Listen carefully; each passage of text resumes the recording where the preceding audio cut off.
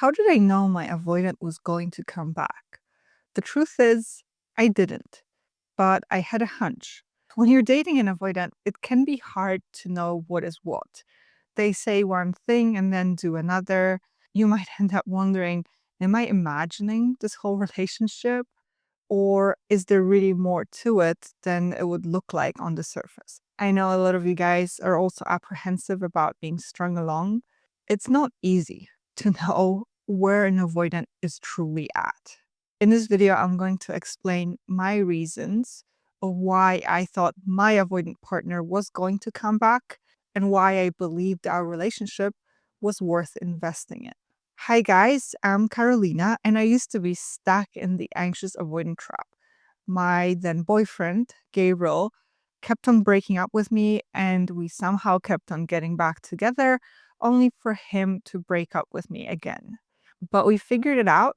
We're now married, and we run this YouTube channel together, helping other people find their way out of the anxious avoidant trap. So, how did I know he was going to come back after our breakups? One of the first reasons that made me think things weren't final just yet was that I didn't believe his reasons for breaking up with me. When Gabriel chose to end our relationship, he said he's not ready for serious commitment or he's not looking for that. However, in the course of our relationship, he made me read books on communication. And overall, he did not avoid serious conversations. And it felt like he was actually trying to form a deep bond. So I didn't believe he wasn't looking for serious commitment because all his actions kind of screamed he's a person who's looking for a serious commitment. I know for a lot of you guys, your avoidant partners will have different reasons, like, I don't know what I want, or I love you, but I'm not in love with you anymore. By the way, if your partner said these things to you, no, these aren't their real reasons, they're excuses. And my formerly avoidant husband made a whole video about it. You can check it out here. But back to the topic at hand. It is common for avoidants to say one thing and then do another, to say they're not interested, but then keep on looking at your stuff on social media or keep on reaching out and want to see you. Because of this, a lot of you guys feel unsure whether you should trust your avoidant partner or not. You're worried you might be dealing with a player. And I want to go into it a little bit more because I find it is a valid concern. And it is hard to tell a player and an avoidant apart. Sometimes they can act in very similar way. They can ghost you, they can be unreliable, they can say one thing and do another. However, there is a way how you can know for sure if you're dating an avoidant or if you're dating a player. So basically, an avoidant will hesitate to make any commitments. He or she will not want to make any promises. And in this regard, a player is actually the opposite. The player will make promises, will make commitments, and then just ignore them. A player will plan a future with you. They will get your hopes up. They'll make you feel like you're finally with someone who wants all the same things you do. An avoidant will start nitpicking and finding problems, bailing, and being stubborn and difficult. Where they are similar is in their unreliability and in pulling away and ghosting. That's their similarity. But I hope I made it a little bit clearer to some of you guys how to tell these two apart. So Gabriel was making me believe he was wanting to be a bit like a player, someone who wants to date around, but his actions really didn't align with these words. In his actions, we would break up, and yeah, he would go on dates, I would go on dates, but these dates would not go anywhere. And a month later, it would be right back to talking and having deep connection and getting back together, and so on and so forth. So, a second reason why I thought Gabriel was going to come back and why I thought this relationship was worth pursuing and worth investing in was because he had a history of long term relationships. A history does say a lot about a person. We all have patterns, And these patterns actually do say things about us. So, because Gabriel had this history of being in a long term committed relationship, it made me believe that ultimately that is what he was looking for, even though he wasn't 100% sure of it himself. If you guys are dating an avoidant who has a history of long term relationships, you can take comfort in that because it tells you, okay, they're capable of commitment, they're capable of loyalty. But if you're dating an avoidant who might be in their 50s or 60s and never has been married or never even had a long term relationship, that is something to consider, right? It is hard for people to change their ways. And if this person hasn't changed their whole life, it's unlikely they're going to change for you. Of course, you can never say never. You never know for sure, but it's just something to take into consideration.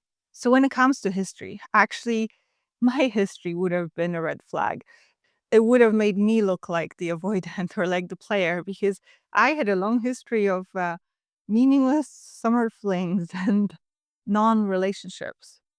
So when the two of us got together, if anything, I was the one that who Gabriel should have maybe be more suspicious of. Maybe he was suspicious of me because of that. I don't know. One thing's for sure, just because somebody has a certain history and a certain pattern, it doesn't prevent them from being able to build a strong relationship.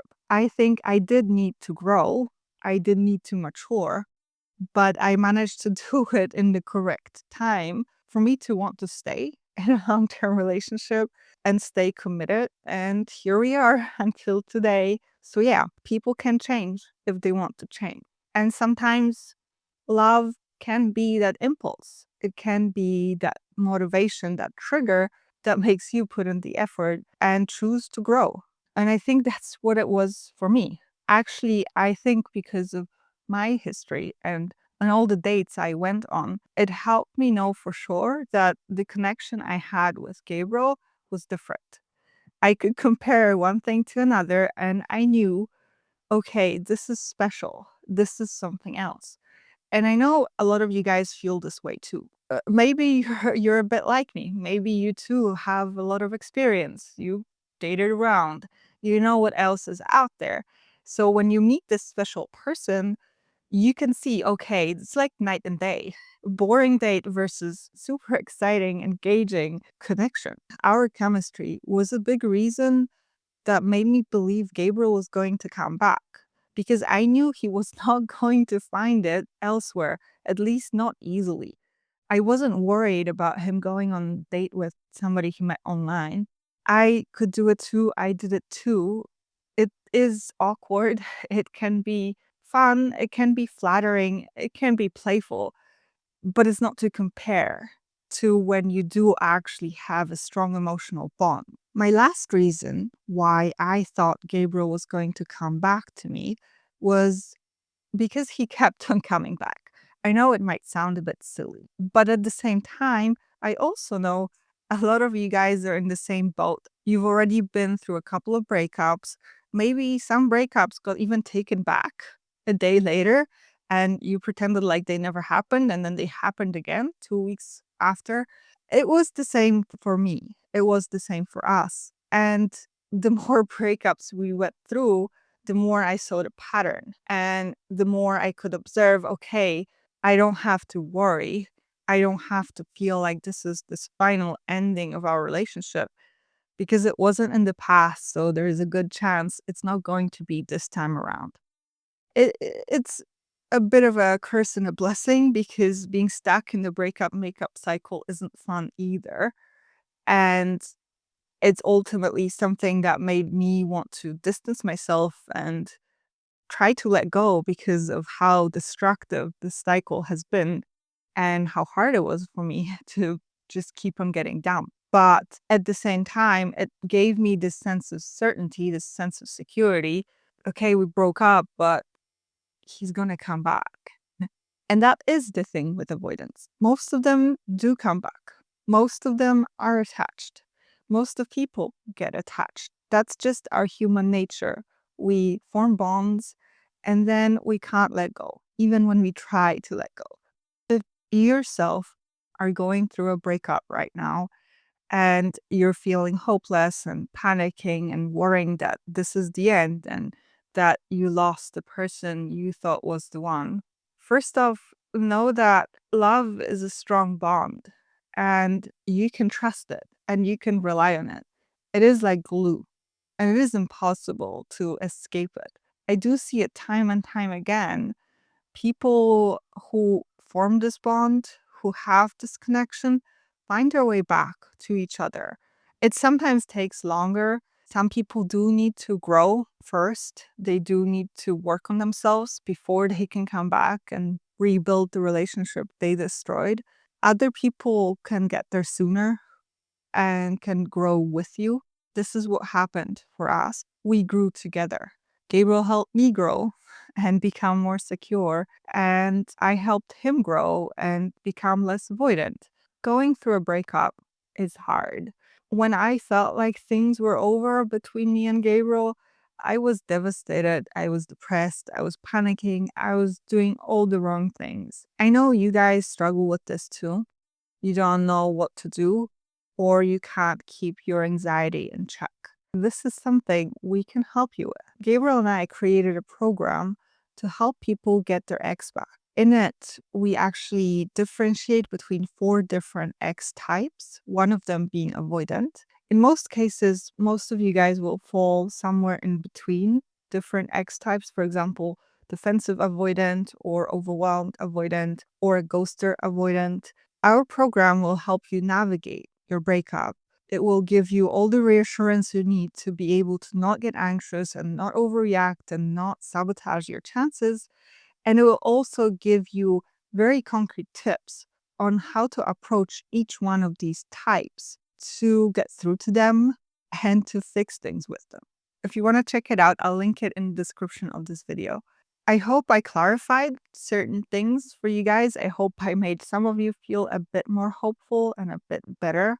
Let me know your thoughts in the comments section. And if you're on the lookout for more breakup advice and attachment style advice, subscribe to our channel. Thank you for watching.